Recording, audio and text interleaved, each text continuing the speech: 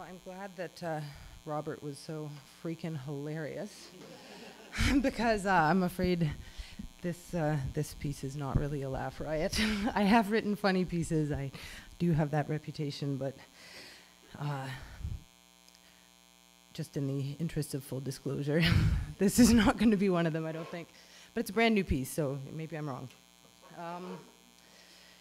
The other thing I want to tell you about this piece is that there's a couple of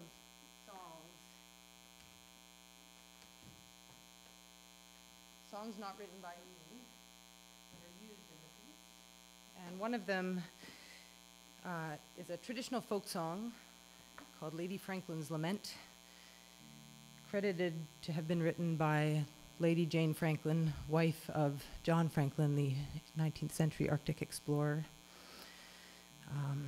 And the other is the song The Northwest Passage by the late iconic songwriter Stan Rogers. And I heard an interview a few years back, or I saw an interview, an archival videotape of Stan Rogers speaking about the folk tradition, and he spoke about how one of the defining features of this folk tradition is how a song that gets passed down through the oral tradition over many years will change with each singer, and how each singer puts their mark and may change something just slightly about the lyrics or the melody. And he said that to him the greatest compliment that he could receive as a contemporary singer-songwriter would be that his songs would become part of the folk tradition and that people in the future would change them and make them their own. So I took those words as my blessing. And this is To Live in the Age of Melting.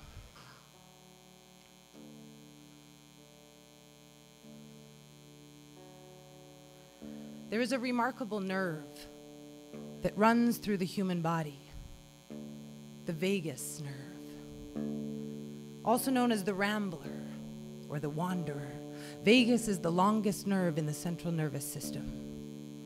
It wanders from brain stem to colon, along the way innervating and connecting the ear, the throat, the lungs, portions of the viscera, and on its way back to the voice box, it circles the heart. Oh, for just one time, I would take the Northwest Passage to find the hand of Franklin, reaching for the Beaufort Sea, tracing one warm line through a land so wide and savage, to make a Northwest Passage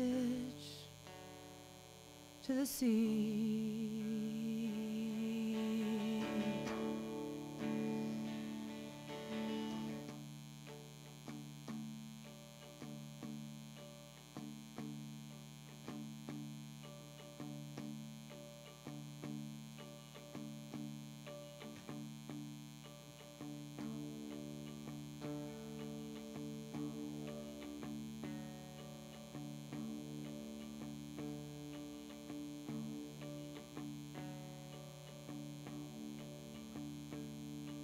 To trace the lines on a map of a country, to chart the way to the heart of a country, to explore, stake a claim, go down in history, write your name on a spot on the map, claim you found it.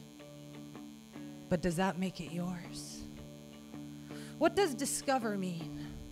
To be pointed in the right direction by someone who will not be named, someone who knows the land like the back of their weathered hand, someone about whom no song will be written. Look closer.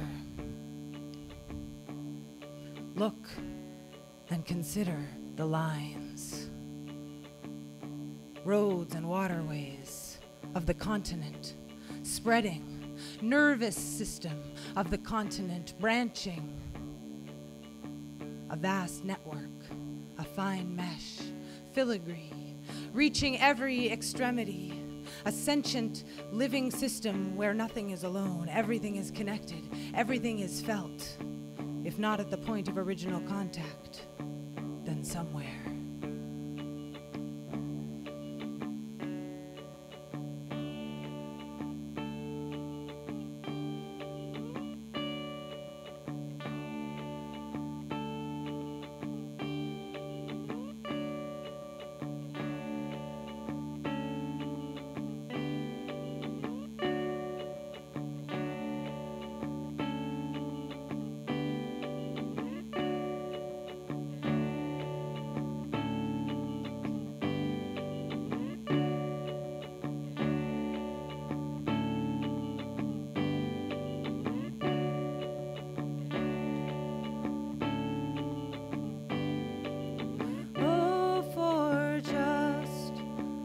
Time I would take the Northwest Passage to find the hand of Franklin reaching for the Beaufort Sea, tracing one warm line through a land so wide savage, to make a Northwest Passage to the sea.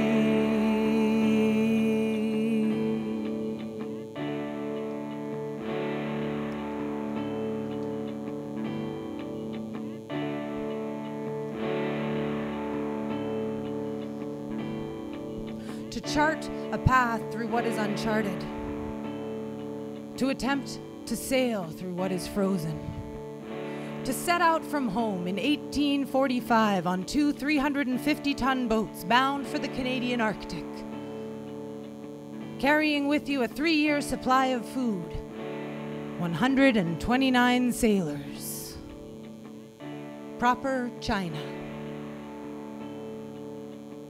proper teapots, silver cutlery, to never be heard from again. Frozen water, frozen men, waiting for the thaw, then starting again. To try to make passage quickly before running water turns solid. To freeze and thaw, thaw and freeze, to slowly starve. To eat your leather boots, rather than to ask for help from the people who know how to weather this winter.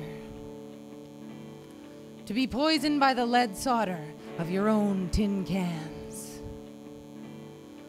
To die of starvation, lead poisoning, tuberculosis, botulism or scurvy, pneumonia, hypothermia, or possibly cannibalism. To be devoured by wolves. To be devoured by ambition. To be driven to the known ends of the known earth or the unknown ends of the unknown earth. To live with ice, to try surviving, to die trying.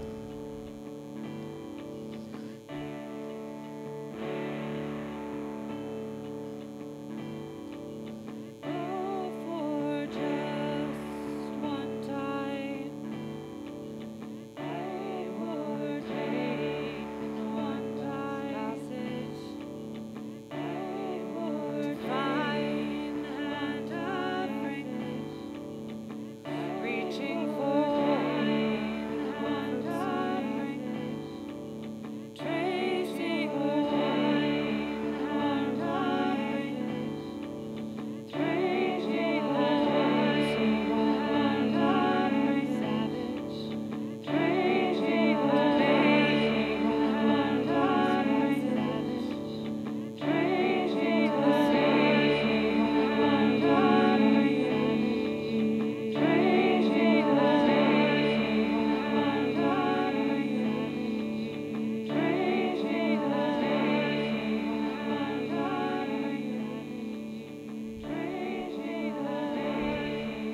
to be raised in a tradition,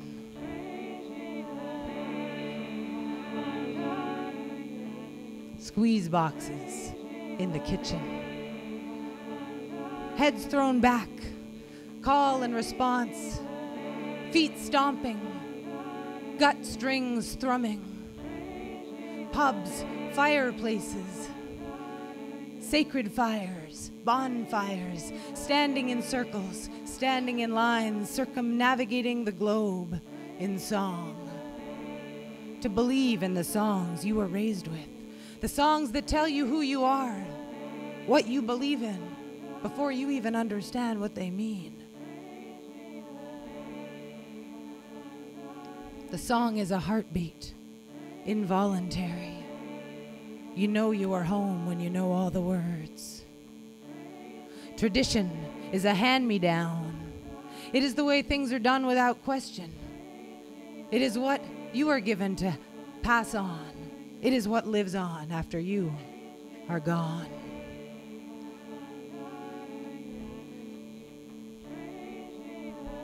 My father loved a good old-fashioned folk song, a good sing-along, a lusty sing-along, or a poignant, sad song. Sea songs, sailors, the drinking, carousing, the good times and adventure, the hardships and the tragedies, the dirges and ballads. Old songs handed down across generations, or new songs that sound like old songs, that tell of the old ways, going, gone.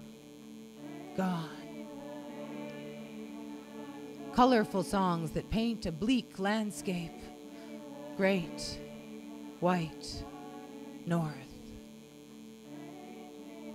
Singing about a world beyond the world he knew.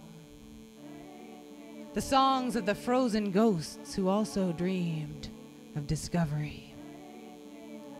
We were homeward bound one night on the deep. Swinging in my hammock, I fell asleep. I dreamed a dream and I thought it true,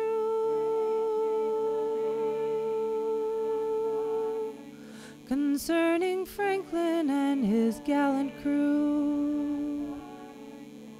With 100 seamen, he sailed away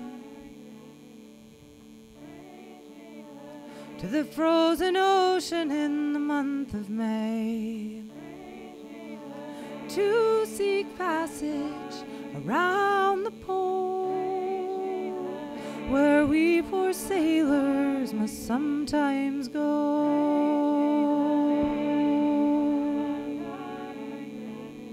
My father was a family man, but often absent. The sound of his guitar and singing, familiar but private. A solitary practice which should not be interrupted. The soul of an artist, always yearning for more. Wanderlust. The wandering nerve. Vegas, the nerve of those men, their courage and audacity. Trying to find that elusive, almost mythical passageway by water. The object of so many frozen, failed expeditions, planting their names like flags, like hope, a trail of breadcrumbs over the frozen crust of the north, determined they would not be turned back but find a way through, willing to trade their lives, or the lives of others, for a dream. Through cruel hardships they vainly strove, their ships on mountains of ice were drove. Only the Eskimo with his skin canoe was the only one who ever came through. Oh, for just one time I would take the Northwest Passage to find the hand of Franklin reaching for the Beaufort Sea, tracing one warm line through a land so wide and savage, through a land so wide and through a land so wide. I have my reservations about using this word, singing this word. We have made reservations and they are not an adequate solution. We have tried to make reparation. We have offered compensation, issued identity cards, tax breaks. But money is not enough. Words are not enough. The damage is too deep. It goes back too many generations. Colonial passage was wide and savage. We hear about suicides again in the paper. Substance abuse, substantial abuses. We think about all that was taken away from this wide and savage land and its original residents. We consider the word reserve, picture the stiff upper lips of those colonial fathers who turned desire and longing into empire, dominion. We consider how our mothers taught us always to return a thing better than the way we found it. How instead we have put fences around land when in fact fences are futile. How the ankle bone's connected to the leg bone, land bone to water bone. How water circulates, garbage circulates, dis-ease circulates, not reserved only for those who created it. Those who made the bed are not the only ones who lie in it.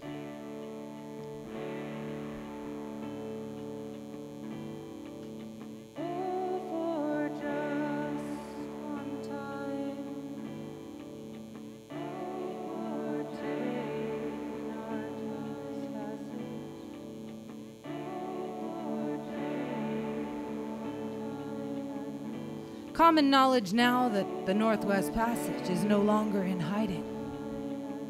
That long imagined international trade route is becoming passable for more months of the year, opening up new possibilities for global circumnavigation. When water never thaws, it might as well be land. You can walk on it. You can live on it. But what happens when the temperature rises, when the land you live on starts shrinking? Passing from one state into another, becoming water. Can you still call it yours? Can you still call it Canada? What else can be discovered? What song does the melting ice sing?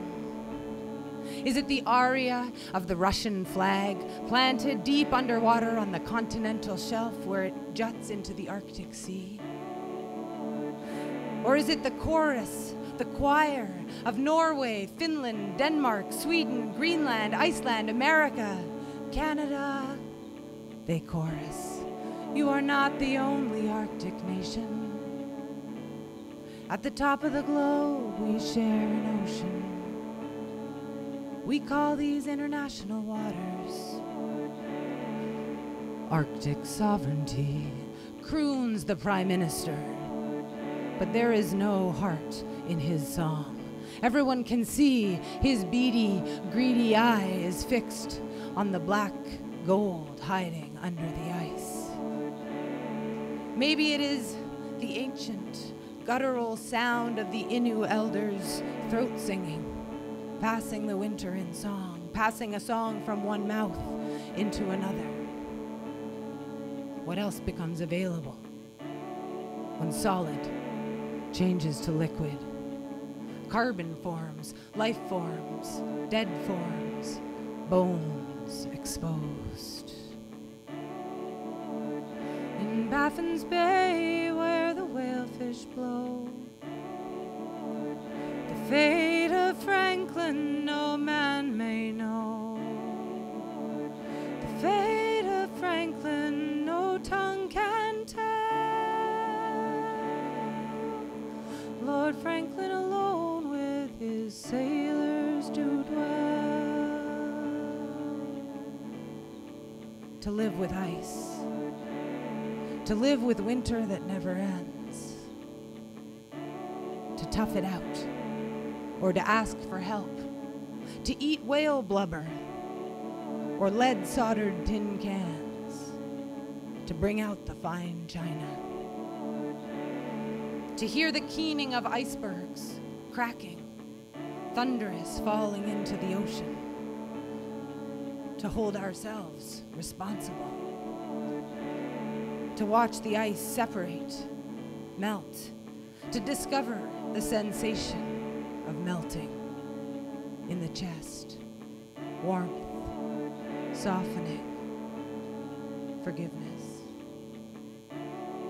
to amend, to call Canada our home on native land, to make amends, to make a mess of it, to see human beings hanging from the ceilings of their despair, to see the consequences for future generations, to look within, to own our mistakes, to own your own, to find your own Northwest Passage, that frozen place that could thaw and allow you through, allow connection between the continent of yourself and the continent of another. And now my burden, it gives me pain. From my long-lost Franklin, I would cross the main. 10,000 pounds would I freely give to know on earth that my Franklin do live. To break the ice, to be an icebreaker, to look for that place in which we are all connected, not separate, in which what happens to one happens to all, to traverse an archipelagic waterway, to imagine the night a new song was born, Stan Rogers driving through the dark in his folk singer's four-wheeled vessel, remembering my father singing in the front seat to keep himself awake, my brother and I in the back seat, headlights flickering over us like waves, adrift on an ocean of ghosts, song after song.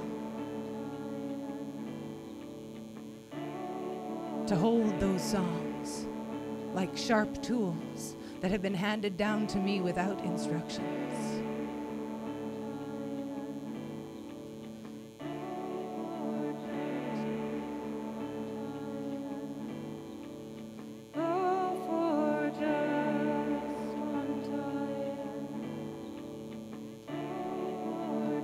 To make passage,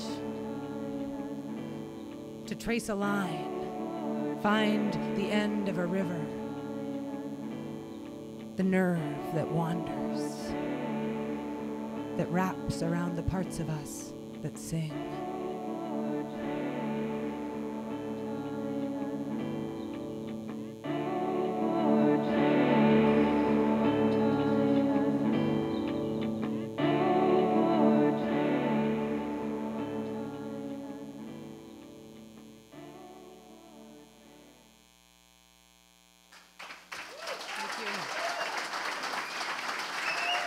Thanks.